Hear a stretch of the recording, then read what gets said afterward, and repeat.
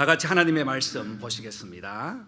하나님의 말씀 이사야 7장 13절과 14절 말씀 보겠습니다. 다 같이 한 목소리로 합독하겠습니다. 이사야가 이르되 다윗의 집이여 원하건대 들을지어다. 너희가 사람을 괴롭히고서 그것을 작은 일로 여겨 또 나의 하나님을 괴롭히려 하느냐. 그러므로 주께서 친히 징조를 너희에게 주실 것이라. 보라, 처녀가 잉태하여 아들을 낳을 것이요 그의 이름을 임마누엘이라 하리라. 아멘. 이제 성탄 시즌이 되면 교회들마다 대림절, 대강절을 지키게 되어 있어요. 대림절, 대강절이라는 말은 예수님이 오심을 기다리는 그런 마음으로 탄생 전 4주 전부터 이제 촛불 하나씩 켜면서 그 절기를 지키게 됩니다. 성경에는 그런 절기가 없어요. 초대교회에 600년, 700년 쭉 흐르면서 이제 예수님을 소망하고 기다리는 그 마음에 첫 번째 촛불을 켜면서 임마누엘, 하나님의 사랑입니다, 소망입니다, 기쁨입니다, 네 번째 주일은 평화입니다 하면서 촛불을 밝히면서 예수님을 기다렸습니다. 이것이 전통이 되다 보니까 절기처럼 되어 있어요. 성경에 나온 절기는 아닌데 교회들이 절기를 지킬 때에 사순절, 대림절 또는 대강절, 성령 강림절, 심지어 천주교에서는 마리아 승천설까지 지키고 있습니다. 자, 그렇다면 말씀에 없는 것을 지키다 보면 결국은 종교화가 되기 때문에 종교개혁되면서 이 부분을 많이 완화시켰어요. 하나님의 말씀보다, 은혜보다 하나님 앞에 나갈 수 있는 것은 없다는 것입니다. 그러나 그 의미는 매우 중요합니다. 이번 한 달 동안은 우리의 마음을 깨끗하게, 영혼을 다시 한번 주님께 드리면서 아기로 오신 예수님을 소망하는 임마누엘의 달이 되시기를 주님의 이름으로 축복합니다. 성경에 보면 임마누엘이라는 말은 3번밖에 나오지 않습니다. 구약 성경에 2번, 그리고 신약 성경에 1번 나옵니다. 구약의 선지자 중에서 많은 선지자들이 예수님의 오심을 예언했습니다. 그 중에 구체적으로 예수님 어디에서 오시고 어떻게 오시고 어떤 의미로 오시는지 구체적으로 많이 기록해 놓은 곳이 이사야서입니다. 그래서 저는 3주에 걸쳐서 이사야서를 묵상하면서 이사야가 예언한 예수님, 오실 예수님에 대한 소개를 하고자 합니다.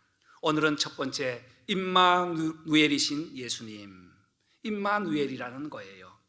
임마누엘이라는 뜻은 임이라는 말은 함께, 마누라는 말은 우리와, 엘로힘 하나님, 하나님이 우리와 함께 하시다. 저는 이 단어를 생각하면서 한국말하고 참 유사한 것이 참 많다. 나와 함께 사는 사람, 가정의 아내를 가지고 마누라라고 하잖아요. 그리고 아이들이 싸울 때 보면 야 임마라고 하잖아요. 함께 싸운다는 말로 혼자 미소를 지어보았습니다.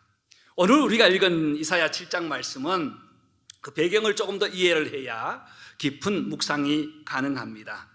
이스라엘의 1대 왕 사울, 2대 다윗, 3대 솔로몬에 이어서 이제 4대째부터는 남북이 나누어지게 되었습니다. 앞에 화면에 그림을, 맵을 한번 보시죠. 북쪽에는 이제 여로보암이 12지파와 함께 북이스라엘을 조직하는데 성전을 사마리아에 세워버립니다. 그리고 유다와 베냐민 지파는 예루살렘 중심으로 다윗의 계통에 따라 이스라엘, 즉 남유다 지역에 예루살렘에 성전을 세우면서 이제 남북으로 나누어지죠. 그래서 성경에 주로 북이스라엘이라는 것은 사마리아 위쪽 10지파고요, 남유다라고 예루살렘 중심에서 성전으로 중심에서 세워지게 됩니다. 그런데 이 남유다가 어려움을 겪었습니다. 왜냐하면 그 주변 국가들 보면 당시에는 아수르가 이 힘을 가지고 있었어요. 지금 이라크 지역 그 힘이 큰 힘을 가지고 있었습니다. 그래서 그 주변에, 예루살렘 주변에 있던 나라들은 서로 동맹을 해서 대적을 하고 있는 상황이에요. 사마리아도 하나님을 섬긴다고 하지만 우상의 도시처럼 만들어진 사마리아 북이스라엘도 주변의 암몬, 모압과 함께 손을 잡고 동맹을 맺어서 아수르를 지금 견제하고 있는 시점이었어요. 그때 사마리아에서 남유다도 동맹을 하자 하고 건의를 했습니다. 제안했을 때 11대 왕이었던 아하스 왕은 우리는 할 수 없다 하는 말을 하면서 갈등하기 시작했어요. 얼마나 갈등이 심했는가 하면 이사야 7장 2절 보면 아람이 에브라임과 동맹을 맺었다 하였으므로, 에브라임은 북이스라엘이에요.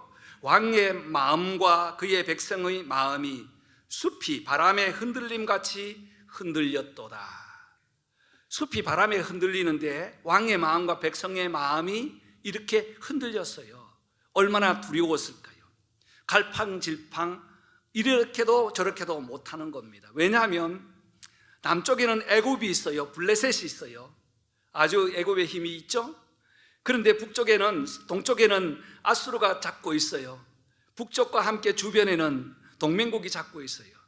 동맹국 손을 잡으면 아수르와 애굽이 올라오게 될 것이고, 애굽과 아수르를 잡으면 동맹국과 함께 원수가 되어야 되는 그런 형편입니다. 이러지도 못하는 저러지도 못하는 상황에서 하나님이 이사야를 세워서 말씀을 전합니다. 4절, 그들이 싸움을 걸지라도 이기지 못하고 그들은 연기나는 부적갱이와 구루터기에 불과하니 두려워하지 말며 낙심하지 말라. 7절 말씀에는 주 여호와의 말씀이 그 일은 서지 못하며 이루지 못하리라. 하나님께서 이사야를 통해서 말씀을 합니다. 두려워하거나 낙심하지 말라고 말씀을 합니다. 왜 두려워합니까? 하나님을 신뢰하지 않기 때문에 이 왕의 마음은 두려움이 있었던 거예요. 하나님을 믿지 못하고 이렇게 저렇게 갈팡질팡할 때에 가장 먼저 찾아오는 손님은 바로 두려움이라는 겁니다. 우리의 삶에도 마찬가지입니다. 여러 상황에 주어질 때에 하나님만 전적으로 의지하면 나겠습니다 하면 두려움은 사라져요. 그러나 밤새도록 생각하고 골머리 앓도록 생각해 보면 아침에 일어나면 두려움이 여전하게 있는 것입니다. 하나님은 포기하지 않으시고 직접 이제는 찾아오셔서 11절 말씀에 보면 너는 하나님께 징조를 구하라. 두려워하지 말고 하나님 믿습니다. 함께하여 주옵소서. 높은 데든지 낮은 데든지 어디에서든지 애굽이든지 아수르든지 다 내려놓고 하나님께 구하라. 그러면 내가 너와 함께 하겠다 약속하셨습니다. 그런데 이 왕은 어떠했습니까? 12절 말씀 보시면 12절에 다 같이 읽어보겠습니다. 아하스가 이르되 나는 구하지 아니하겠나이다. 나는 여호와를 시험하지 아니하겠나이다 한지라. 여러분, 요 12절만 딱 떼놓고 보면 이 왕이 굉장한 믿음이 있는 것 같지요. 하나님을 시험하지 않겠다고 하니까. 하나님은 모든 것을 주시고 모든 것을 이해하시고 모든 것을 채워주시고 힘을 주시고 두려워하지 말라고 했는데 이 왕의 마음에는 갈림길에 서 있기 때문에 나는 구하지 않겠습니다. 잘못을 고하지 않겠습니다. 도움을 요청하지 않겠습니다. 하나님께. 그리고 하나님께서 징조를 구하라고 했는데 분명히 들어주신다는 사인을 구하라고 했는데 나는 하나님께 구하지 않고 시험하지도 않겠습니다 라고 고백합니다. 여러분, 이것은 바로 인간의 불신앙에 대한, 하나님을 거절하는 대한 하나님의 주권적인 사랑이 다시 스며드는 말씀이기도 합니다. 사랑하는 성도 여러분, 임마누엘 하나님은 먼저 우리를 사랑하시기 때문에 임마누엘로 함께 하겠다고 약속하셨습니다.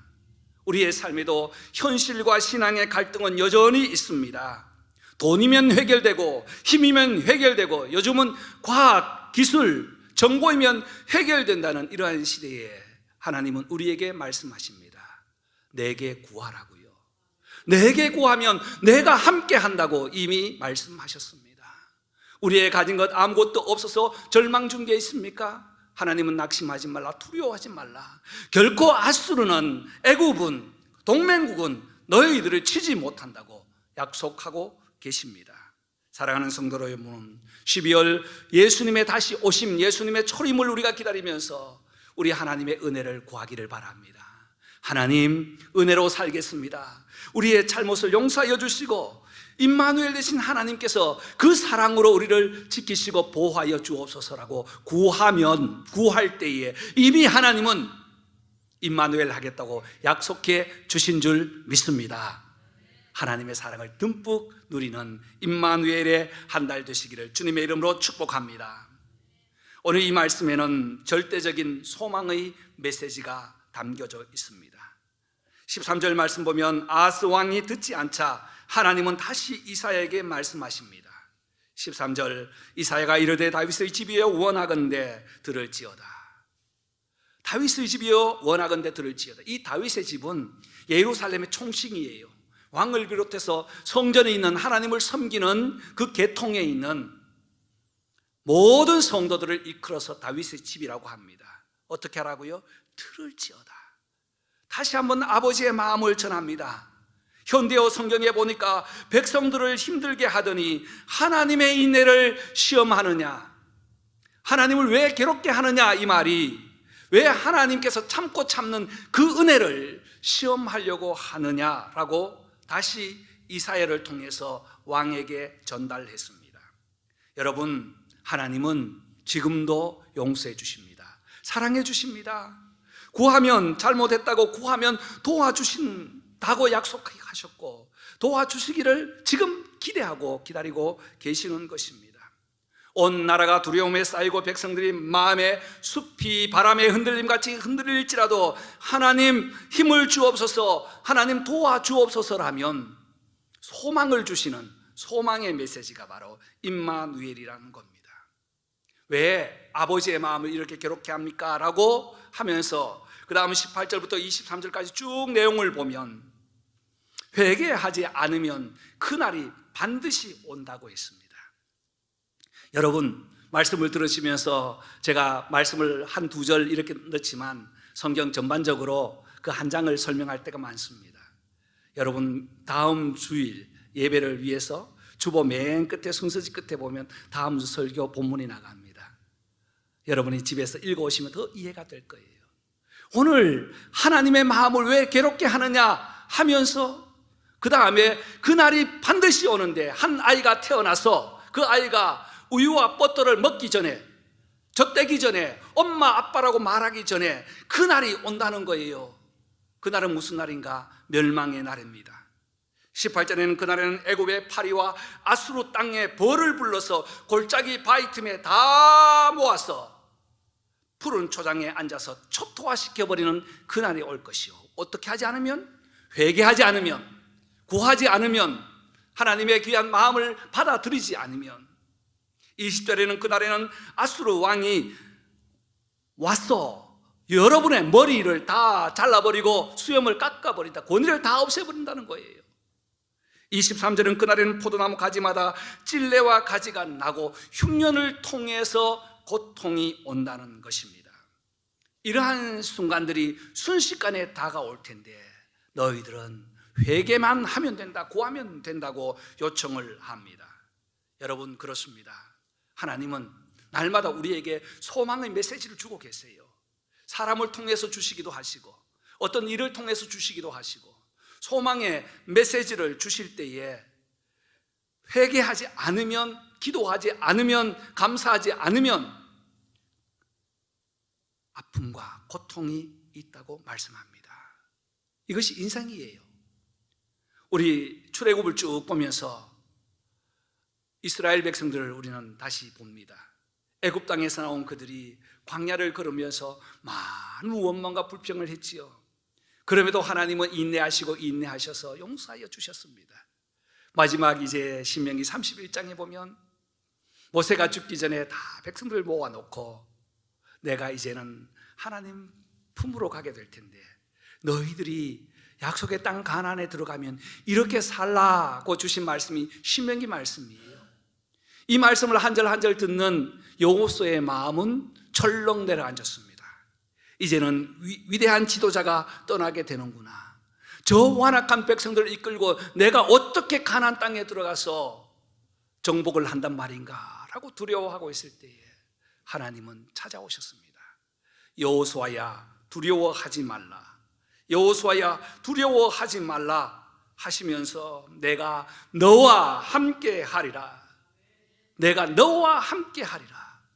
여호수아는 이 말씀을 꽉 붙잡았습니다. 신명기 31장 23절이에요. 내가 너와 함께 하리라는 약속을 붙들고 이제는 요단강을 건널 때도 함께 하셨고, 여리고 성을 돌고 여리고 전투를 할 때도 함께 하셨고, 그 긴 시간 동안 가나안 땅을 정복할 때도 하나님께서는 늘 함께 하셨습니다. 여러분, 임마누엘은 우리에게 소망을 주시는 하나님의 메시지입니다.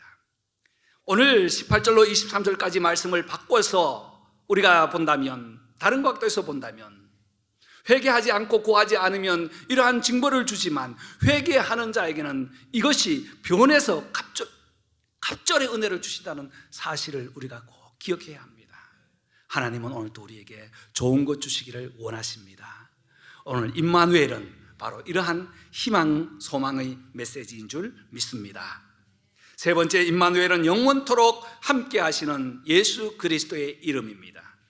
14절 말씀 다시 한번 읽읍시다. 14절 다 같이 다시 한번 읽겠습니다. 그러므로 주께서 친히 징조를 너희에게 주실 것이라. 보라, 처녀가 잉태하여 아들을 낳을 것이요 그의 이름을 임마누엘이라 하리라. 아멘. 여러분, 하나님의 그 계획은요, 하나님의 비전은 구약 성경에는 희미하게 보입니다. 이 사실 말씀을 창세기부터 하셨거든요. 창세기 아담이 죄를 짓고 난 이후에 뱀에게 징계를 할 때에 창세기 3장 15절 말씀에 이 말씀을 하셨어요. 뱀이 여자의 후손의 발꿈치를 물 것이요 여자의 후손은 뱀의 머리를 밟아버릴 것이라 하는 이 여자라는 말이 바로 처녀라는 말과 같은 말로 사용됩니다. 그런데 신약에 오면 올수록 그것이 명확하게 가까이 옵니다. 마치 우리가 저 레니어 마운틴을 보면 여기서는 희미하게 보여요. 그런데 여러 등성을 건너가지고 운전해 가다 보면 선명하게 보이는 것처럼 하나님의 비전과 하나님께서 주실 메시아도 창세기부터 희미하게 보이다가 예수님이 오심으로 해서 명확하게 이루어졌습니다. 이 말씀이 마태복음 1장 23절 말씀이죠. 보라, 처녀가 잉태하여 아들을 낳을 것이요 그의 이름을 임마누엘이라 하리라. 이를 번역하면 하나님이 우리와 함께 하심이라. 사랑하는 성도 여러분, 이 임마누엘 말씀은 영원토록 함께 하겠다는 하나님의 약속입니다. 사실 이 이사야는 예수님 오시기 전 약 700년 전에 선지자였습니다. 이때부터 이미 구체적으로 하나님이 우리와 함께 하신다는 말씀을 여러 차례 하셨어요. 처녀가 잉태하여 아들을 낳는다. 이 처녀라는 말은 히브리 말로 두 단어를 사용하는데 하나는 알마, 하나는 베투라라는 말을 사용해요. 이 말은 남자를 알지 못하는, 결혼하지 않은 남자를 알지 못하는, 즉 다시 말해서 예수님의 오심은 여자의 후손으로, 남정이 아니라 성령으로 잉태된 여자의 후손으로 오실 것이요 그의 권세는 모든 악한 마귀 사탄의 뱀의 머리를 밟아버리는 창세기 3장 15절 말씀이 마태복음 1장 23절에 와서는 확실하게 이루어진 것입니다. 여러분, 이 예수님은 영원토록 우리와 함께 하십니다. 예수님의 생애 33년 동안 3년간 가르치고 지어가 전파하면서 그 하신 일을 기록하기에는 책이 세상에 두기에도 부족할 만큼 많다고 사도 요한은 고백을 했습니다. 그러다가 이제 예수님께서 하늘로 승천하시 바로 직전에 마태복음 28장 18절에 마지막 분부의 말씀을 하십니다. 볼지어다 내가 세상 끝날까지 너희와 항상 함께 하리라. 아멘. 임마누엘 하신다고 하셨습니다. 맞습니다. 주님은 영원토록 우리와 함께 하십니다. 어제도 계셨고 오늘도 계시고 내일도 계시는 우리 영원하신 하나님이십니다. 예수님은 변치 않으십니다. 그 약속은 한 번도 어긴 적이 없으십니다. 어긴 적이 없으신 예수님께서 지금까지 우리를 인도하셨다면 앞으로도 어기지 않는 줄 믿습니다. 요한계시록 마지막에 보면 모든 것을 끝내고 난 이후에 요한계시록 21장 3절에 보라, 하나님의 장막이 사람들과 함께 있음에 하나님이 그들과 함께 계시리라. 임마누엘이라고 하셨어요. 우리가 이 땅에뿐 아니라 우리가 영원한 천국, 우리의 생명이 끝나는 그 순간 우리 하나님과 영원히 함께 있는 줄 믿습니다. 그들은 하나님의 백성이 되고 하나님은 친히 그들과 함께 계셔서 임마누엘 되셔서, 할렐루야, 여기 땅뿐 아니라 영원토록 함께 한다고 하셨어요.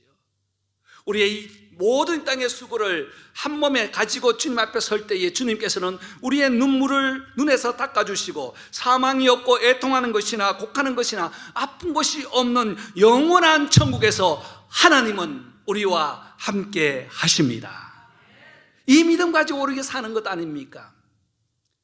하나님은 영원토록 함께 하신다는 임마누엘을 예수님 이름을 통해서 주심으로 오늘 이 시대에 사는 저와 여러분에게 다시 한번 약속하십니다. 내가 너희와 항상 함께 하리라. 사랑하는 성도 여러분, 오늘 예배를 마치고 친교회 총회를 합니다. 총회 중에도 함께 하십니다. 변함없이 소망을 주시는 예수, 우리에게 소망을 주시는 그 예수, 하나님의 사랑을 확신할 수 있도록 임마누엘 하시고 소망을 주시는 임마누엘, 영원토록 함께 하시는 임마누엘 되신 예수님을 소망하시기를 바랍니다. 그렇습니다. 저와 여러분의 소망은 오직 예수 그리스도이십니다. 예수만이 우리의 빛이시고 우리의 은혜이시고 우리의 기쁨이시고 우리의 만족이시고, 아멘 아니세요? 아멘이에요. 우리의 영원한 소망 되시는 줄 믿습니다. 그날까지 이 땅에서 믿음으로 승리하는 저와 여러분 되시기를 주의 이름으로 축복합니다.